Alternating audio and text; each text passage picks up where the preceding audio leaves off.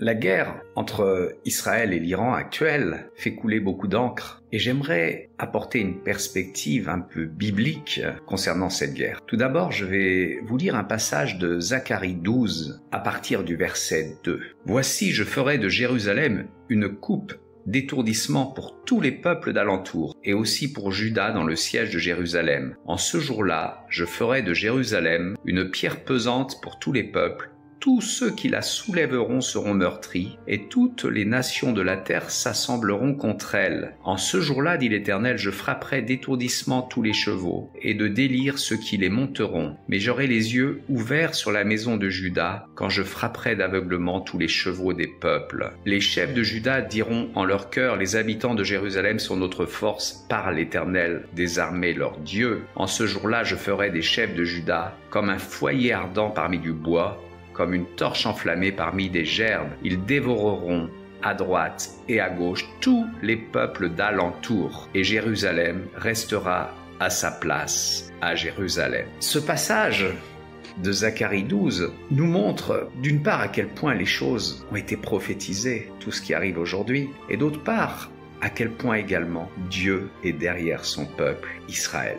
Et Dieu ne laissera jamais Jérusalem disparaître. Pourtant, beaucoup de peuples alentour veulent faire disparaître Israël. C'est même leur identité, leur raison de vivre. Les Iraniens, puisque nous parlons d'eux, disent que Israël est le petit Satan et les États-Unis le grand Satan. Alors certains vont dire que Israël n'avait pas le droit d'attaquer l'Iran. Mais l'Iran attaque Israël depuis des mois, voire des années, en utilisant tous ces alliés, que nous parlions du Hamas, que nous parlions du Hezbollah, de toutes les milices irakiennes et syriennes qu'il y a pu avoir, ou des Houthis au Yémen. Il attaque Israël par le biais de toutes ces organisations terroristes.